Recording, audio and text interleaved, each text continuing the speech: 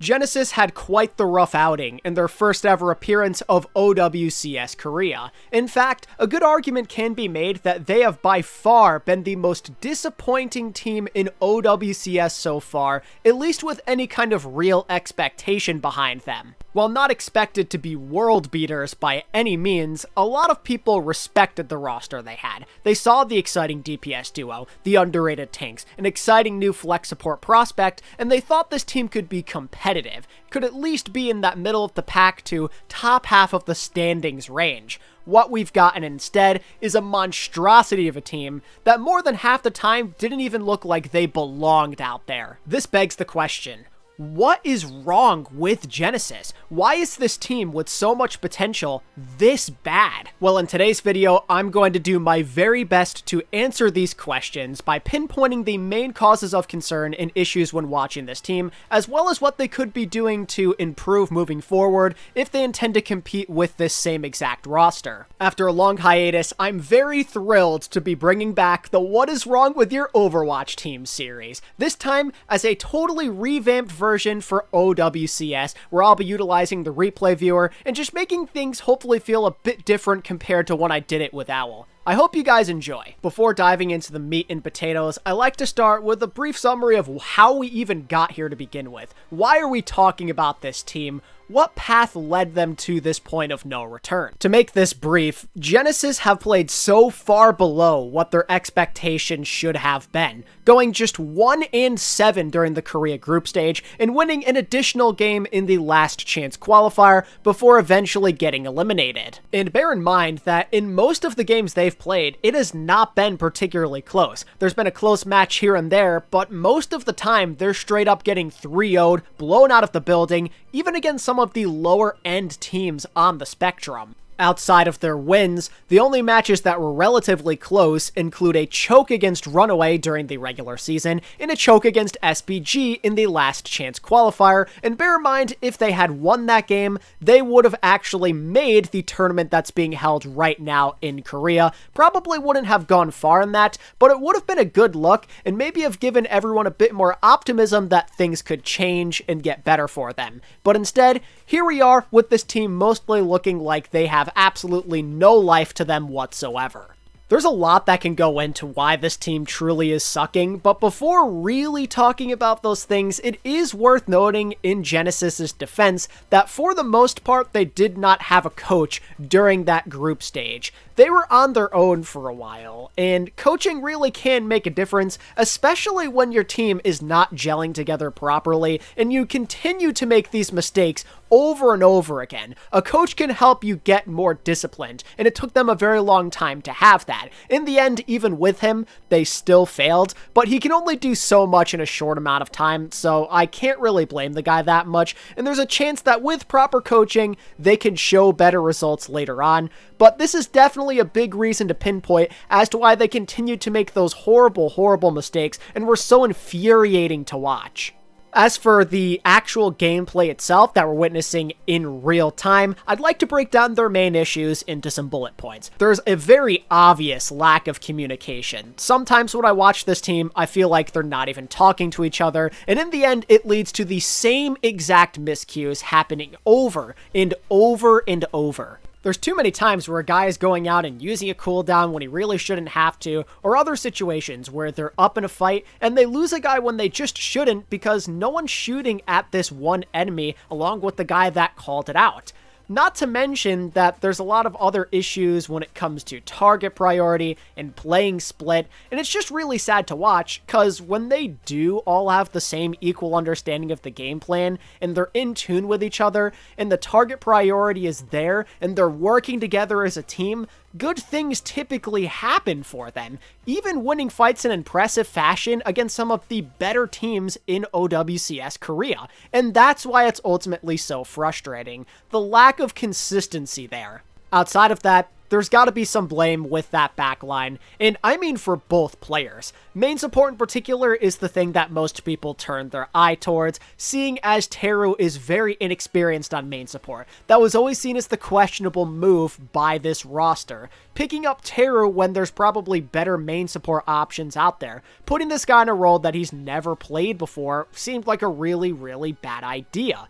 He was known as a flex support and a DPS beforehand. This is a big transition, and in recent years we've seen a lot of flex supports fail this transition. It doesn't feel right to be completely blaming Teru for this. This is a difficult transition for anybody to make, but the fact of the matter is this is a weakness that Genesis have to deal with on a game-to-game basis, and whenever a game matters like this, that is a big problem. Especially when you can just see it, when you can feel it compared to his main support counterpart, that he just isn't doing the same thing as them in a lot of different ways. I don't believe Teru is the only support player to blame though. I believe Maka should share in it at least a little bit. Maybe not with as big of issues as Teru's dealing with, but they certainly are there. In general, this backline has to show some major improvement for this team to play better than what we've seen so far. But then also, I think that sometimes they just make really questionable choices, both with their lineups and with their composition. Sometimes having Kellen not be in for the Winston-centric maps, putting Kalios on that hero for no good reason whatsoever,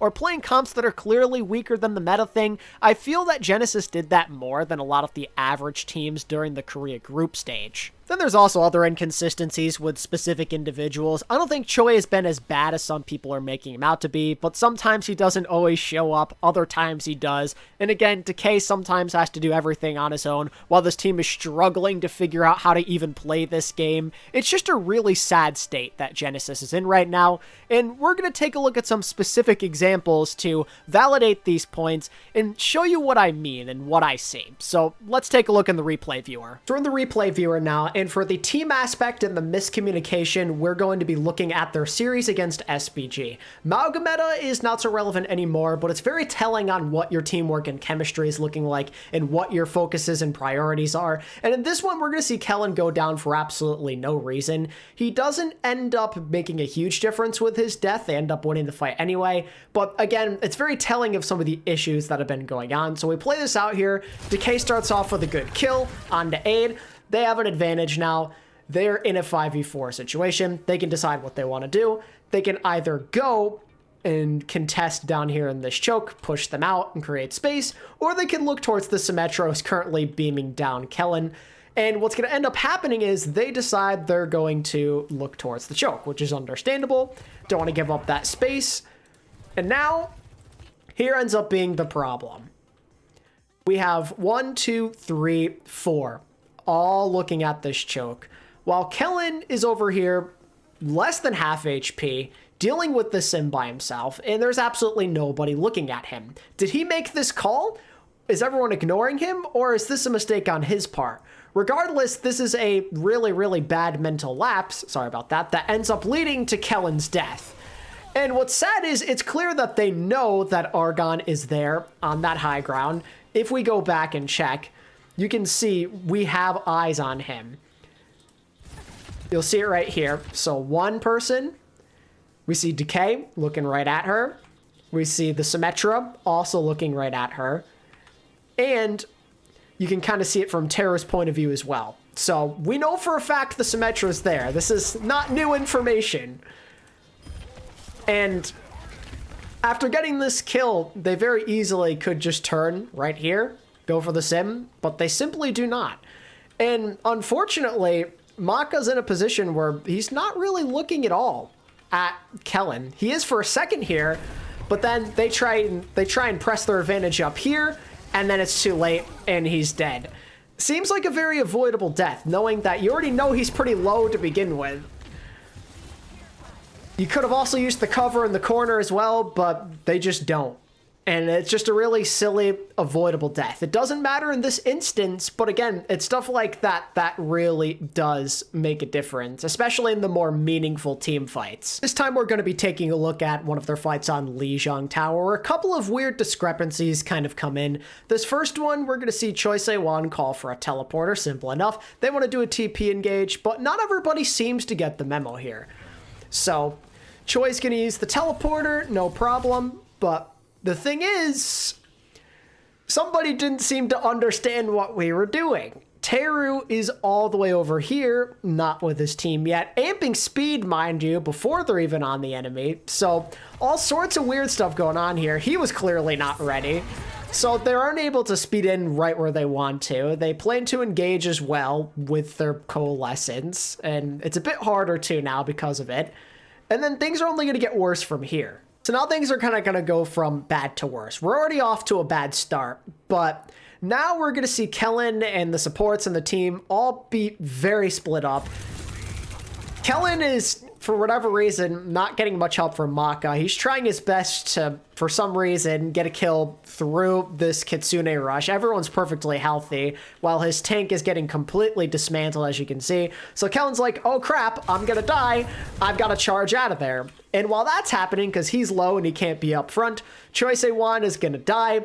Teru is also on this weird off angle by himself. There's absolutely nothing he can do here. They're not playing together. They can't speed up properly. Everyone's doing their own thing in a panic, and it leads to yet another lost fight for Genesis. And in this next one on Lijiang, this time we're going to see Choi-Se-Wan kind of be the odd man out, where he feels like he still needs to be in, while the rest of his team is disengaging. So here we're going to see Maka do his best to keep Kellen and Choi-Se-Wan alive. He uses the Suzu. Very good. Now, this is our warning sign. Maybe it's time to go. Kellen, he used his dash, but now he realized, yeah, we've got to play around these walls, play around these corners. We kind of have to wait for our cooldowns to come back. But Choi is still in while everybody else is kind of getting the heck out of there. Like, you see Teru's like, oh, yep, we're out. They're using ults. It's time to leave. But Choi is still in there. And that's going to be the end of him. And they end up losing that fight and the map as well.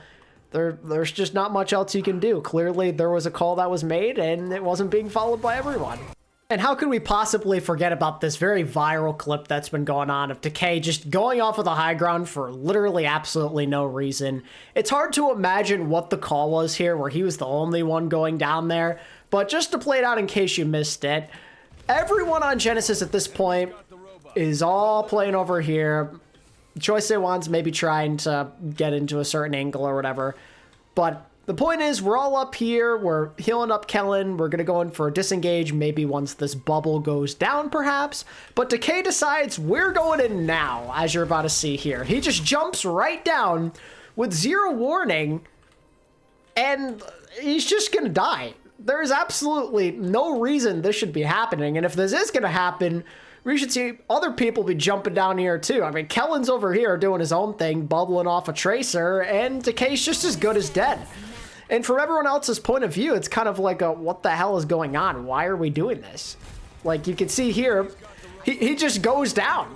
Like, he was not ready for that at all. There's no way Maka was physically prepared for something like that to happen. And it makes you wonder what Decay's call was there at all, if there even was one.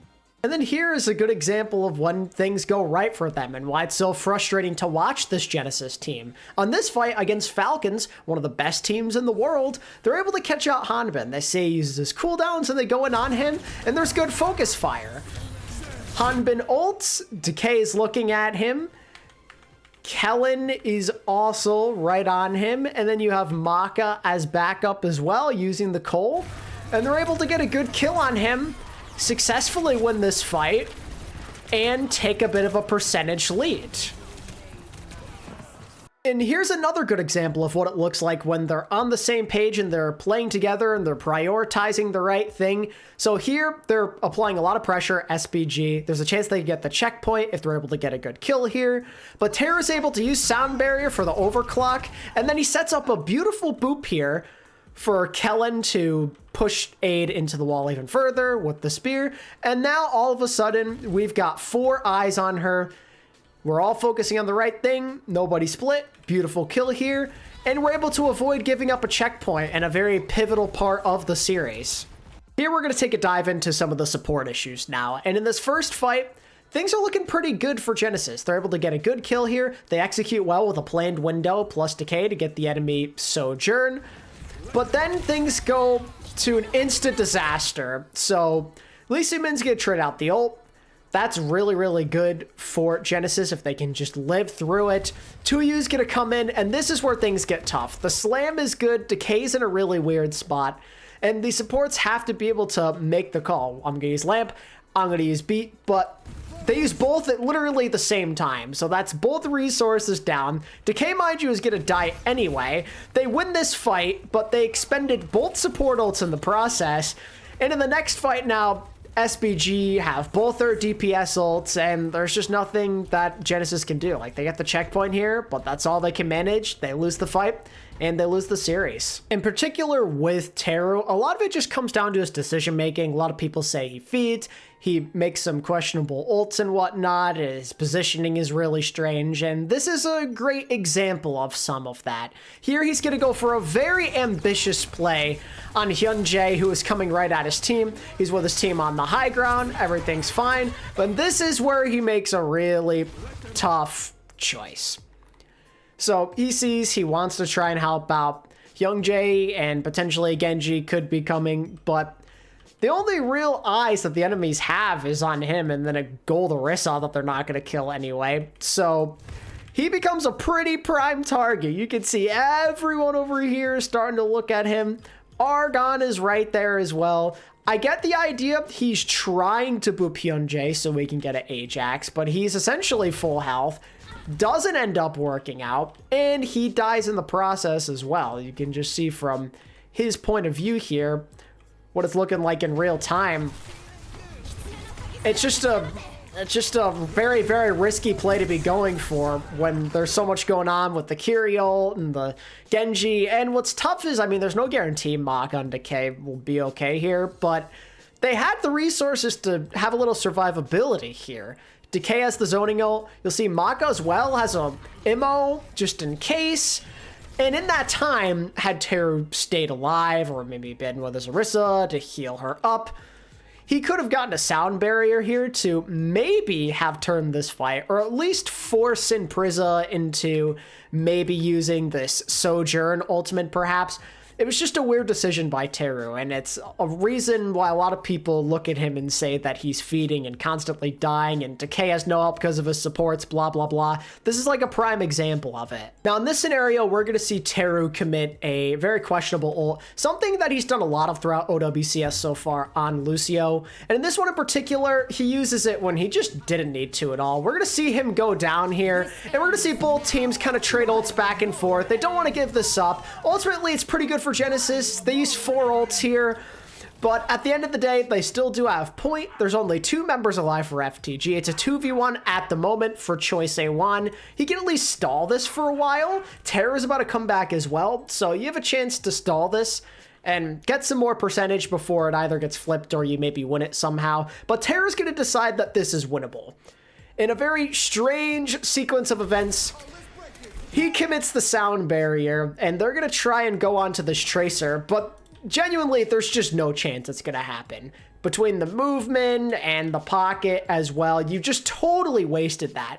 And the fact that Violet Ajax in the previous fight means you just sacrificed your one tool that gave you a serious advantage to keep this point in your favor, or flip it back fast if you were to lose it. You could have reconvened here, get everybody back, and then you go in, but instead you're going to lose in the neutral now because you lost your one tool to control that push and pull, and that's that.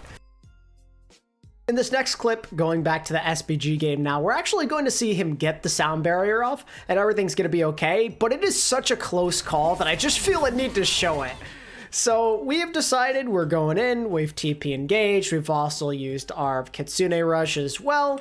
Everything should be okay, should be able to survive, even through this DPS stuff that's going on. But Teru believes that they're probably going to need an ult to survive, if I can find Teru. And it doesn't look good here for a second, as you can see.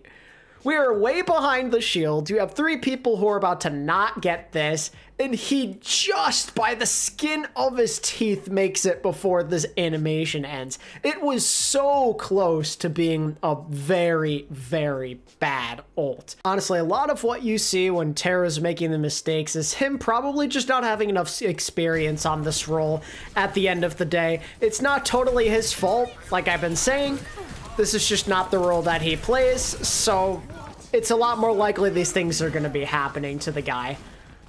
Then there's the idea of their questionable composition choices, right? Here, this is prime Mauga meta. They're down 2-0. I get it. Desperate times call for desperate measures. But playing Orisa Tracer, it's just not going to give you nearly as much sustain. Orisa's good, but during that time, prime Mauga meta, that's the tank you have to play. That is the composition that is a must use. Tracer's not going to get as much done against these grouped up targets with high sustain. Credit to Choi, he had a good map here, but it's just not nearly enough. Then here, right, we have Kalios on Winston against one of the best dive teams in all of OWCS and Yeti. That is their bread and butter. You need someone aggressive that can match the pace, that has some pretty nasty Winston mechanics of your own, and you decide to play Kalios. No offense to him, maybe he's actually the better shot caller for the team, the better leader, but in the end, sometimes you just have to prioritize comfort and what gives you the best chance to win.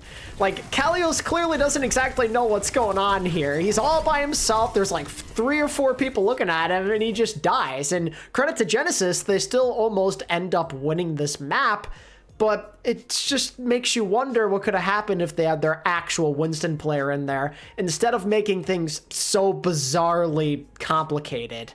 So yeah, those are some of the examples that pertain to some of the big issues I have with this team. Now, are all of these things totally unfixable? No. In fact, I think most of them could be fixed with enough hard work and maybe some changes here and there. How the team played is absolutely unacceptable, specifically just because of how much potential they have, and I think they can get better if they decide to keep things how they are. One thing is just to hopefully learn the coach's system more, listen to his criticisms and feedback, and get better with the overall discipline, but also, you gotta improve with those comms as well, just off of what I've seen. There's gotta be more communication, clog the comms more, really prioritize something when someone is saying it. I think that would go a long way for them. It seems really, really simple and dumb, but just when you watch them play, you can tell that sometimes they aren't listening to each other fully, or someone is way overconfident in what they can do, and then they realize they need help a bit too late. It also would be good to maybe replace Teru if they think this main support thing is not going to work well. It seems like he's a pretty important member of the team and they like him there,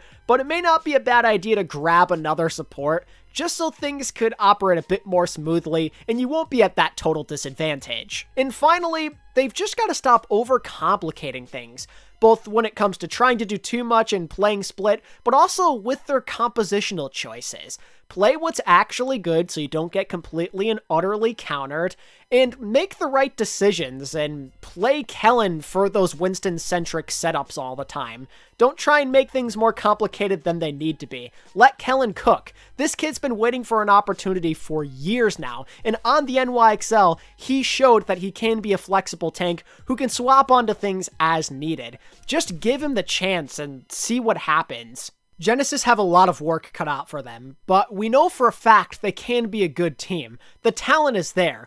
We know how good some of these players can be at their best. They just have to figure it out with the chemistry setup and get out of their own heads and really go out there and show the motivation to improve and make hard choices if it needs to happen. It's totally up to them at this point if they want to change their own destiny. Nobody's expecting them to win a championship or make it to LAN later this year. But what is expected of a team of this stature is to be competitive, to be respectable, and to showcase the talent that we all know they have. Decay and Choice A1 have been looking to be on a successful team for a long time now, and it would be a shame to see that go to waste yet again. Good luck, boys. You're gonna need it.